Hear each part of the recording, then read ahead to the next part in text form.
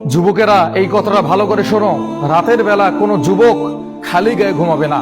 যখন কোনো যুবক রাতের বেলা খালি গায়ে ঘুমায় তখন তার কিন্তু বড় বড় দুটো ক্ষতি হয়। এই দুইটো ক্ষতি সম্পর্কে আপনি জানেন না, অথচ এই দুইটা ক্ষতি আপনার প্রতিনিয়ত হচ্ছে।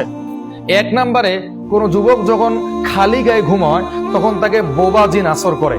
অনেক সময় আমরা দেখি আমাদের শরীরে কি যেন একটা ভর করেছে, আমাদের গলা টিপে ধরতেছে, কিন্তু আমরা এত চিল্লাচিল্লি করতেছি, এত নড়াচড়া করতেছি, কিন্তু তার সঙ্গে আমরা পারতেছি না, বা সে আমাদের কাছ থেকে চলে যাচ্ছে না। আমরা দেখতেছি যে আমার পাশে আরেকজন শুয়ে আছে, তাকে ডাকানোর চেষ্টা করতেছি, তাকে বলার চেষ্টা করতেছি, হাত পা নাড়ানোর চেষ্টা করতেছি, কিন্তু কাজ হচ্ছে না। কেননা তাকে বোবা জিনে ধরেছে। কোনো ব্যক্তি যখন খালি গায়ে ঘুমায় তখন এই বোবা জিন তার উপর আসর করে। দুই নম্বরে কি, আল্লাহর রহমতের ফেরেশতারা আপনাকে নিরাপত্তা দিবে না। মানুষ যখন ঘুমায় তখন আল্লাহর পক্ষ থেকে ফেরেশতারা আসে এবং তাকে নিরাপত্তা দেয়। আর আপনি যখন খালি গায়ে ঘুমাবেন তখন আল্লাহর পক্ষ থেকে ফেরেশতারা কিন্তু লজ্জায় আপনার কাছে আসবে না। এই জন্য সমস্ত যুবকদের বলবো, কেউ খালি গায়ে ঘুমাবে না।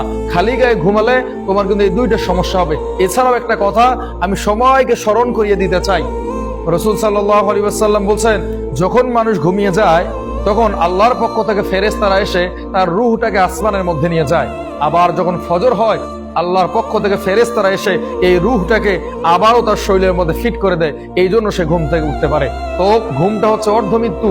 এই জন্য রাতের বেলা কেউ খালি গায়ে ঘুমাবেন না, না হলে কিন্তু এরকম বড় বড় সমস্যার সম্মুখীন আপনাকে হতে হবে।